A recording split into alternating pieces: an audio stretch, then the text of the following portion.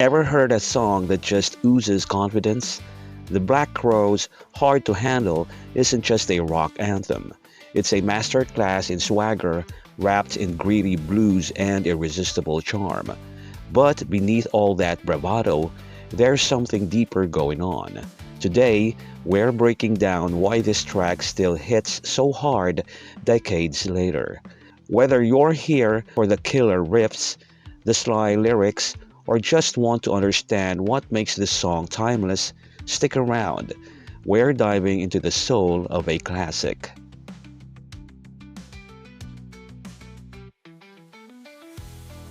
The first verse sets up a bold, confident, and slightly cocky tone that carries through the rest of the song. The speaker is positioning himself as the guy to be with, the man on the scene who has exactly what the listener wants. There's a sense of swagger in the way he declares that he can fulfill desires, but with a catch. She has to come home with him. This isn't just about attraction. It's about control and persuasion, framing the interaction as a transaction where he's the one with the upper hand. The next lines reinforce this idea of abundance and skill. He's not just offering love, but good old lovin', which suggests something tried, tested, and satisfying.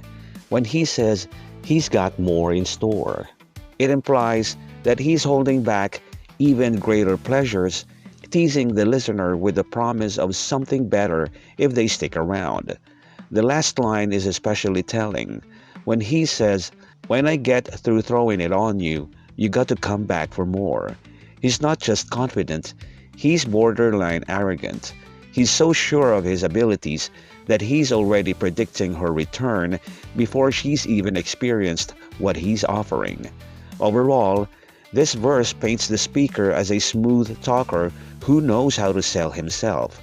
He's playing up his desirability while also framing the relationship as something addictive. Once she gets a taste, she won't be able to walk away. It's a mix of charm and bravado, classic rock and roll swagger wrapped in seductive language.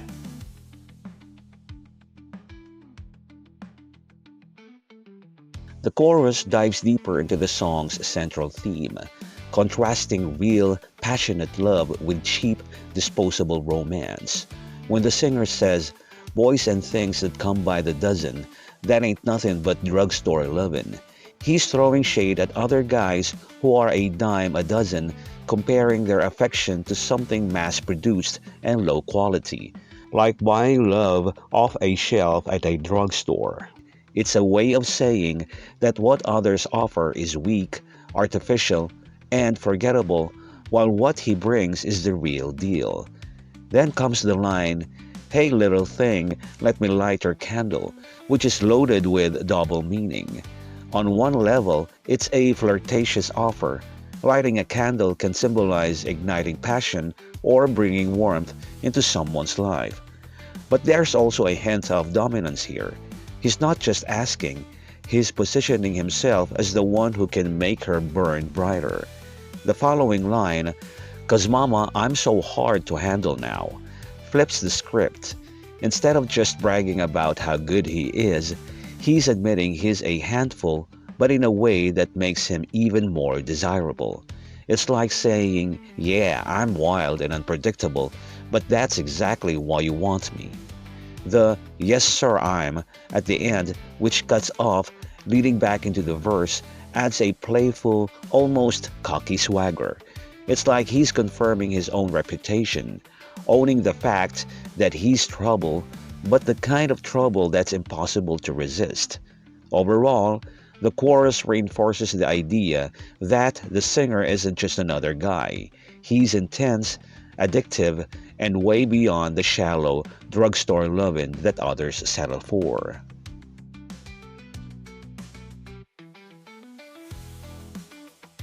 In verse 2, the singer doubles down on his confident, almost competitive approach to seduction. He kicks it off with "actions speaks louder than words," immediately setting himself apart from guys who just talk a big game. By calling himself a man of great experience, he's not just bragging. He's making a sales pitch. He's saying, I've been around, I know what I'm doing, and I can back up what I promise. This isn't empty flattery. It's a calculated move to position himself as the obvious upgrade. The line, I know you got another man, but I can love you better than him, is where things get interesting. Instead of being threatened by competition, he's totally unfazed, even cocky about it. He's not just saying he's as good as the other guy. He's claiming he's better, turning the whole thing into a challenge. The confidence here is almost aggressive, like he's daring her to test his skills. When he follows it up with, take my hand, don't be afraid, I'm gonna prove every word I say. He's shifting tones slightly, mixing boldness with reassurance. It's a smooth tactic, acknowledging she might be hesitant, but framing himself as the guy who delivers. The closing line, I'm advertising love for free so you can place your ad with me, is packed with clever wordplay. He's comparing romance to a marketplace where other guys might be charging, emotionally or otherwise, but he's offering his love for free. It's a way of saying he's not playing games or making demands. He's just putting himself out there, no strings attached.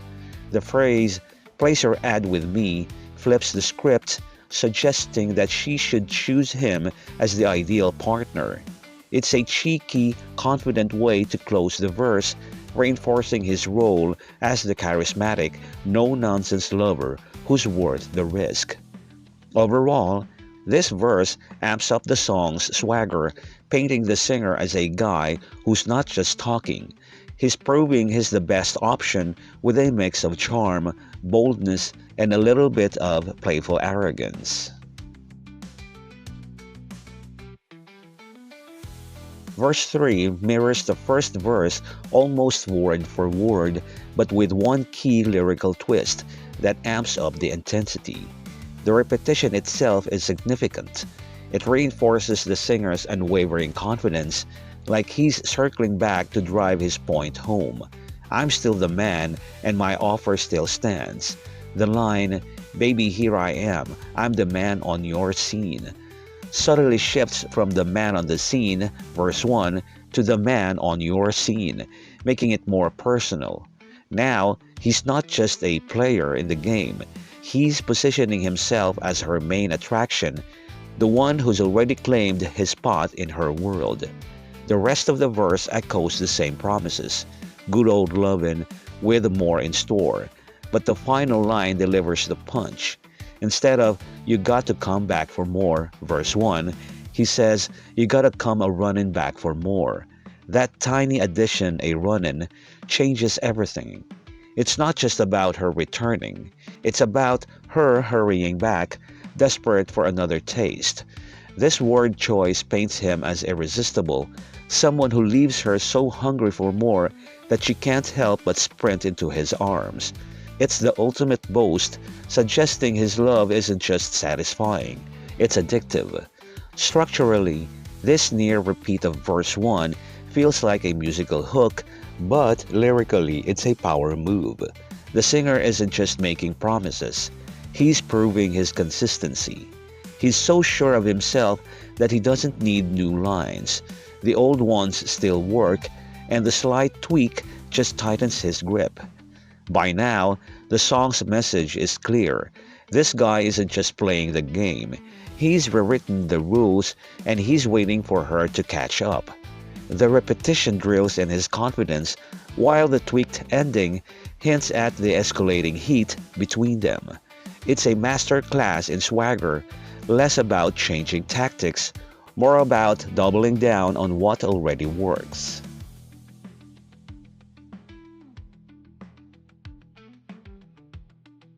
The outro strips everything down to raw desire, shifting from the song's earlier bravado to something more primal and urgent. Where the verses were all about smooth persuasion and clever wordplay, the outro ditches the sales pitch and gets straight to the point.